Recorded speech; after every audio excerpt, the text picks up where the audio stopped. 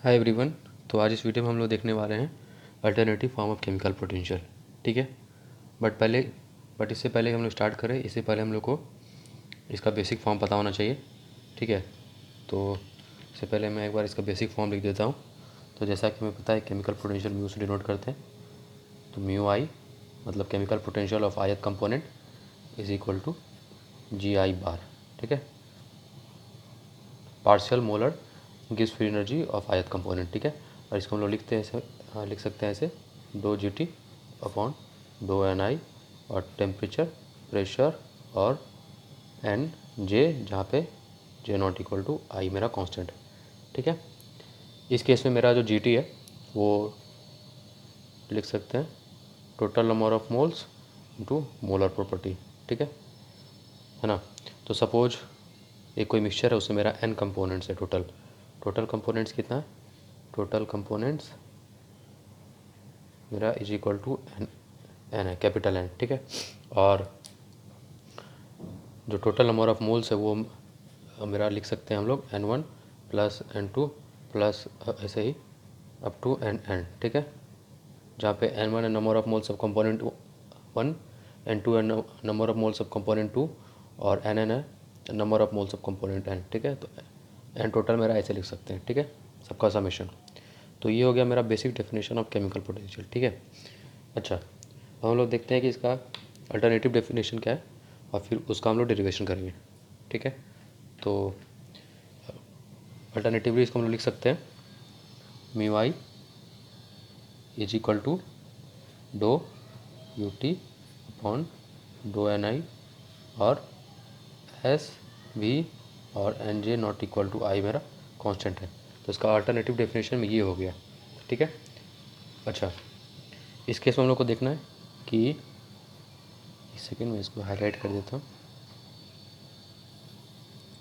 यहाँ पे एस मेरा एंट्रोपी है, वी फॉर वॉल्यूम है और एन तो पता है आप लोगों को क्या है। ठीक है, और ये इंटरनल एनर्जी है। ठीक है, यू फॉर इंटरनल एनर्जी। ठीक है, तो अब हम लोग इसका डेरिवेशन करेंगे। ठीक है, तो इसका डेरिवेशन करने के लिए सबसे पहले हम लोग क्या देखेंगे कि जो डिफरेंशियल है वो किसके रिस्पेक्ट में है।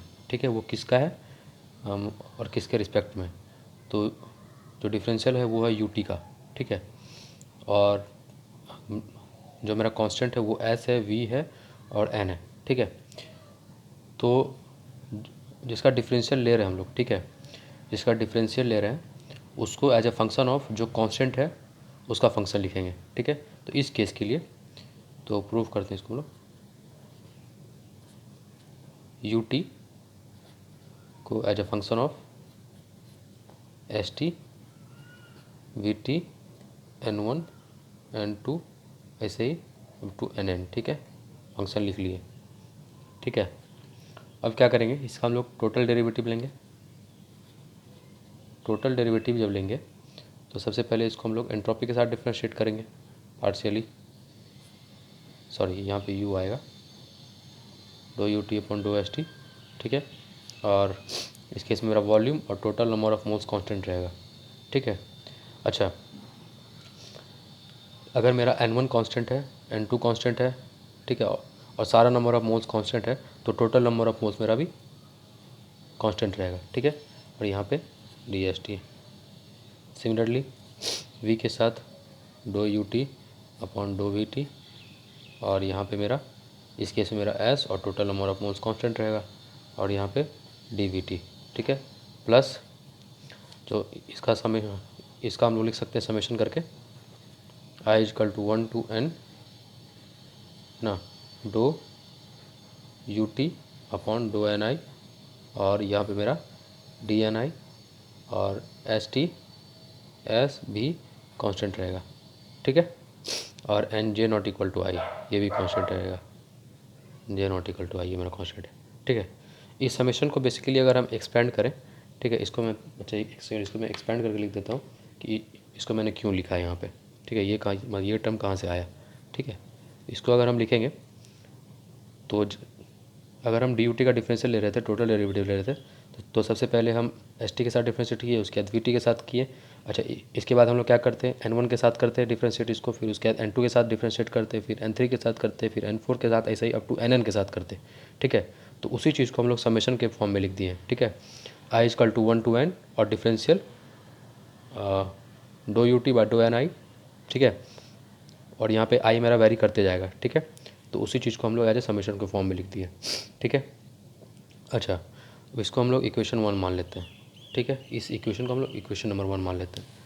नेक्स्ट चीज़ हम लोग ये देखेंगे कि हम लोग को पता है कि फॉर अ क्लोज सिस्टम हम लोग डी यू कैसे लिख सकते हैं, T D S minus of P D P. ठीक है, ये किसके लिए लिख सकते हैं, क्लोज सिस्टम के लिए। ठीक है, अच्छा, ये क्लोज सिस्टम है तो इसका टोटल नंबर मोल्स कांस्टेंट रहेगा, क्या कि इसमें मास इनपुट नहीं होगा। ठीक है, तो कंपोजिशन चेंज नहीं होगा, तो टोटल नंबर ऑफ मोल्स मेरा कांस्टेंट हो गया, N T is equal to constant. ठीक है, अच्छा, अब यहाँ पे हम इसको अगर हम लोग को टोटल प्रॉपर्टी के लिए लिखना पड़ेगा तो इसको हम लोग टोटल बस सब्सक्रिप्ट कर देंगे। ठीक है, उसके ऊपर में हम लोग एक टी डाल देंगे। ठीक है, तो ये मेरे टोटल के लिए हो गया। अच्छा, अब हम लोग को क्या चाहिए, इस इक्वेशन को हम लोग मतलब यहाँ पे क्यों लिखे हैं, इससे हम लोग को ये चीज़ चाहिए। ठीक है, ये यहाँ जो लिखा हुआ है ये चीज़ चाहिए और ये वाला चीज़ चाहिए। ठीक है, तो इसको अगर हम पार्शियली डिफरेंशिएट करेंगे इस इक्वेशन को एस टी के साथ, तो क्या आ जाएगा, डो यू टी अपॉन डो एस टी, क्या आ जाएगा मेरा, टी आ जाएगा, है ना। और क्या कांस्टेंट था, वी कांस्टेंट था, और टोटल नंबर ऑफ मोल्स तो ऐसे भी कांस्टेंट था क्योंकि ये इक्वेशन ही क्लोज सिस्टम के लिए वैलिड है, तो टोटल नंबर ऑफ मोल्स मेरा ऐसे ही कांस्टेंट हो गया। सिमिलरली इसको अगर हम वी टी के साथ डिफरेंशिएट करेंगे तो क्या आ जाएगा मेरे पास, माइनस ऑफ पी, और यहाँ पे कांस्टेंट क्या रहेगा, एस और एन टी। ठीक है, तो अब ये मेरे पास आ गया। अब इसको और इसको हम लोग इक्वेशन 1 में पुट कर देंगे। ठीक है, तो मेरे पास क्या आ जाएगा, D U T is equal to T D S T. ठीक है, प्लस सॉरी यहाँ पे माइनस आएगा, minus of P D V T plus summation of I is equal to 1 to n do U T upon do N I upon ये D N I है into D N I है, और S V और N J not equal to I मेरा constant है। ठीक है, ये चीज़ मेरा आ गया, इसको हम लोग इक्वेशन 2 मान लेते हैं। ठीक है, अब यहाँ तो कोई दिक्कत नहीं है। अच्छा, एक चीज़ हम लोग को और पता होना चाहिए कि जी को जो मेरा गिब्स फ्री एनर्जी होता है वो लिखते हैं एच माइनस टी एस, है ना। अगर हम इसको और लिखें, अगर हम एच को सिंप्लीफाई करें तो U plus P B minus of T S, तो अगर हम डी जी लिखते हैं यहाँ से क्या है, डी यू आएगा प्लस पी डी बी आएगा प्लस भी डी पी आएगा, डिफ्रेंशिएट कर रहे हैं वो हम क्या बोलते हैं, प्रोडक्ट रूल लगा रहे हैं। ठीक है, plus T D S minus of H D T. ठीक है, कोई दिक्कत नहीं इसमें। अच्छा, अगर हम टोटल प्रॉपर्टी के लिए लिखें तो यहाँ पे टी डाल देंगे, टी डाल देंगे, टी डाल देंगे, पी तो वैसे भी ठीक है, चलो डाल देते, कोई दिक्कत नहीं है, एस भी डाल देते हैं, यहाँ भी डाल, कोई दिक्कत नहीं इसमें। अच्छा, अगर इसको हम कांस्टेंट टेम्परेचर प्रेशर के लिए लिखेंगे, D G T at constant temperature and pressure, तो ये क्या आएगा, तो डी पी वाला टर्म हट जाएगा और डी टी वाला टर्म हट जाएगा। ठीक है, जीरो हो जाएगा, जीरो है क्योंकि कांस्टेंट है तो दोनों जीरो हो जाएगा, डी पी और डी टी। क्या बच गया मेरे पास, D U T plus P D V T minus of T D S T. ठीक है ना, ये चीज़ बच गया मेरे पास, इसको इक्वेशन 3 मान लेते हैं। ठीक है, अब इक्वेशन 3 में हम लोग इक्वेशन 2 पुट कर देते हैं, मतलब डी यू टी के बदले ये वाला चीज़ पुट कर देंगे। ठीक है, तो क्या आ जाएगा मेरे पास,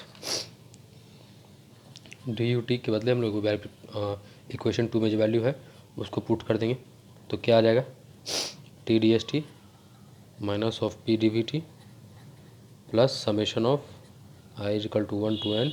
ठीक है, और D U T upon do N I और D N I, S B और एन जे मेरा कांस्टेंट है और J not equal to I है, plus P D V T plus P D V T minus of ये वाला चीज़ T D S T.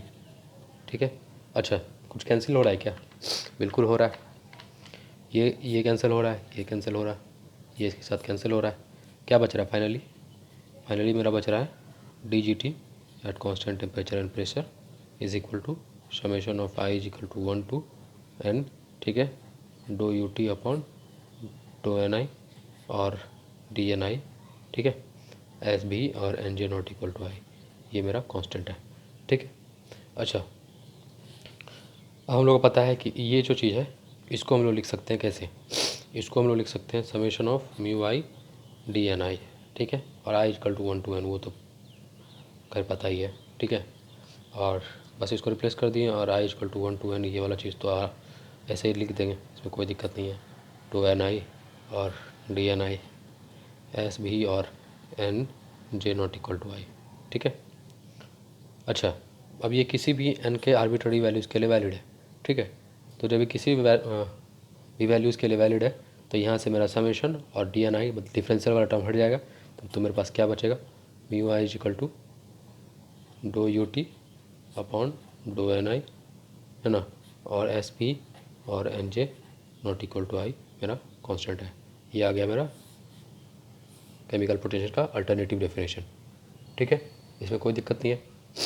अच्छा, एक चीज़ यहाँ पे नोट करने वाला है कि जैसे ही मेरे पास जो ओरिजिनल डेफिनेशन होता है, जो मेरे पास ओरिजिनल डेफिनेशन था यहाँ पे, इसमें हम लोग इसको partial molar gas free energy बोलते हैं, ठीक है। ये जो डेफिनेशन है इसमें हम लोग इसको partial molar gas free energy बोलते हैं, ठीक है।